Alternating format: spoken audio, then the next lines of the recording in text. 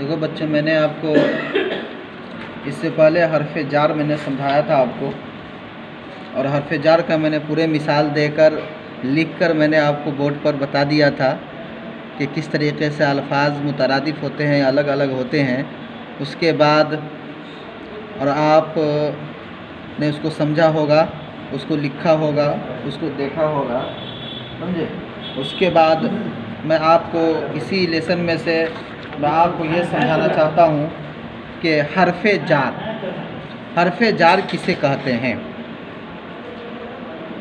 درجے ذیل کے جملے پڑھیے۔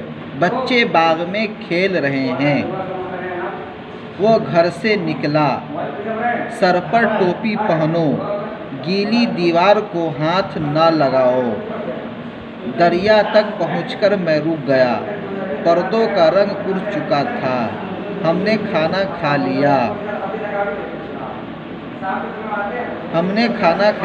ان جملوں میں خط کشیدہ حروف، خط کشیدہ معنی لکیر کھینچا ہوا، خط کشیدہ حروف ایسے حروف ہیں جن سے ایک لفظ کا دوسرے لفظ سے تعلق قائم ہوتا ہے۔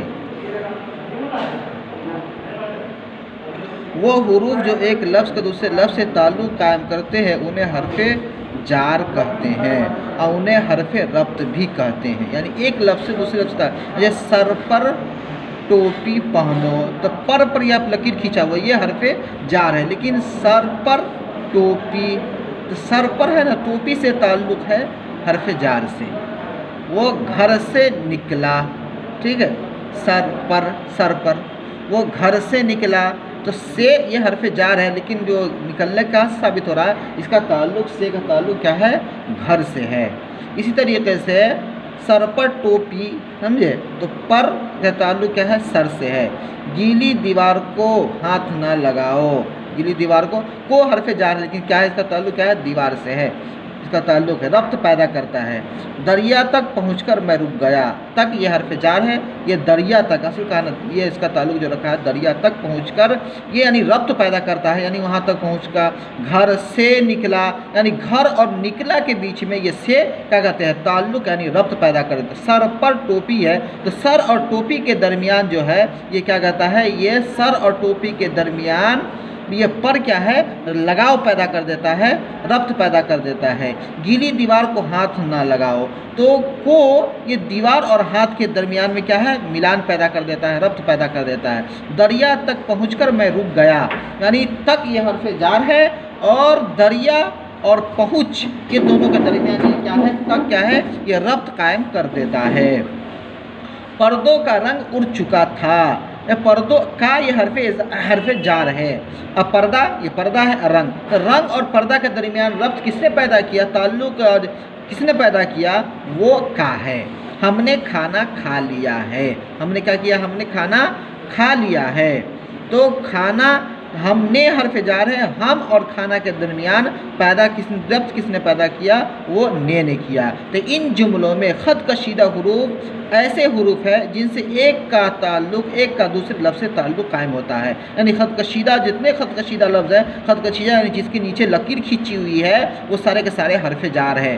جیسے بچے باغ میں کھیل رہے ہیں، تو یہ میں حرف جار ہے، باغ اور کھیل کے درمیان کیا ربط پیدا ہو رہا ہے۔ وہ گھر سے نکلا، تو سے حرف جار ہے، گھر اور نکلا سے کیا کہتے ہیں؟ ربط پیدا کر رہا ہے، تعلق پیدا کر رہا ہے۔ سر پر ٹوپی ہے، تو پر حرف جار ہے، سر اور ٹوپی کے درمیان ربط پیدا کر رہا ہے۔ گیلی دیوار کو ہاتھ نہ لگاؤ، کو حرف جار ہے، دیوار اور ہاتھ کے درمیان ربط پیدا کر رہا ہے۔ دریا تک پہنچ کر میں رک گیا، تک حرف جار ہے، دریا اور پہنچ کر میں رک گیا، پہنچ اور دریا کے درمیان ربط پیدا کرتا ہے۔ پردوں کا رنگ اڑ چکا تھا، کا حرف جار ہے، پردہ اور اڑ چکا کے درمیان تعلق، پردہ اور رنگ کے درمیان کیا ہے؟ یہ کا تعلق پیدا کرتا ہے۔ ہم نے کھانا کھا لیا، ہم نے حرف جار ہے، ہم اور کھانا کے درمیان کیا کہتا ہے؟ ربط پیدا کرتا ہے۔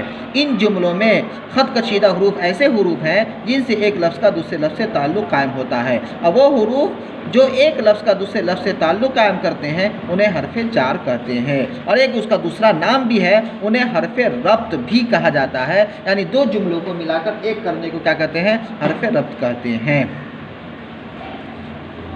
اب یہاں یہ ایک بات اور آپ کو سمجھنے ہیں،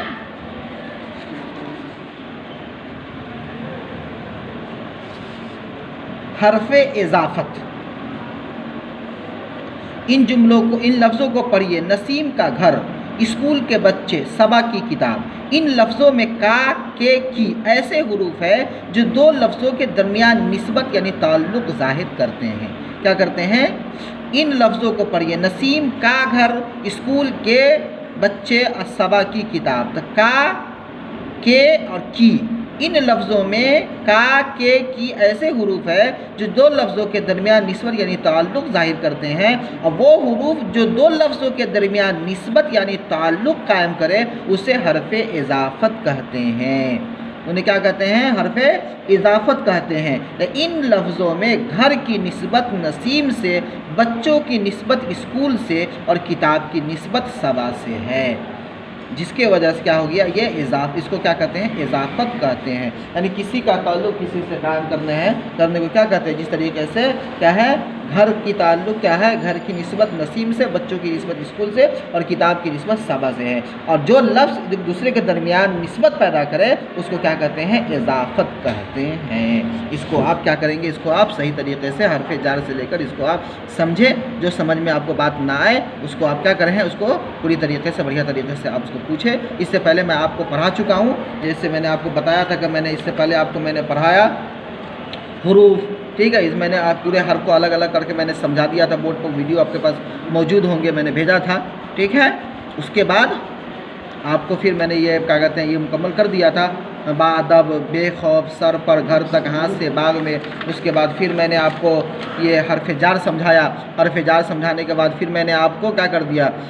اضافت والی بات میں نے بتایا۔ پھر یہ آپ کو اس کو سمجھے، بات سمجھ میں نہیں آیا اس کو آپ لکھ کر بھیجیے، انشاءاللہ پھر ہم آپ کو بتائیں گے۔ اس کے بعد جیسے یہ اسی میں سے ایک یہ بھی ہے جملہ ہے، ان مثالوں کو غور سے پڑھیے، خالد کا مکان، رضیہ کی گھڑی، ٹھیک ہے، اور کتاب کے اوراق۔ اوپر کی مثالوں کے بارے میں ہم یہ سوالات کر سکتے ہیں کہ مکان کس کا ہے، گھڑی کس کی ہے، اوراق کس کے ہیں، کیا ہے یہ اوراق کس کے ہیں۔ لیکن یہ آپ کا کہتے ہیں سوال آپ کو کرنا یہ صحیح ہے، لیکن پھر میں آپ کو یہ ساری کی ساری باتیں انشاءاللہ پھر میں کل کو میں آپ کو یہ پورے پڑھاؤں گا جو مکمل ہے۔ پہلے آپ اس کو اسی کو آپ کیا کریں پورے ازبر اس کو کر لیں، اس کو آپ سمجھ لیں، پھر انشاءاللہ ہم آپ کو بتائیں گے۔ یہاں اضافت تک کہ آپ کا سبق ہوا، ان لفظوں میں گھر کی نسبت نسیم سے، بچوں کی اسکول سے، اور کتاب کی نسبت صبا سے ہے۔ اتنا آپ سمجھ لیں پورے پیج کو۔ پھر اس کے بعد یہ ہے یہ ان مثالوں کو غور سے پڑھیے، ان مثال کو میں کیا کہتے ہیں پوری طریقے سے آپ کو ہم بڑھیا سے کیا کہتے ہیں کل ہم آپ کو کیا کریں گے یہ پورے سمجھائیں گے۔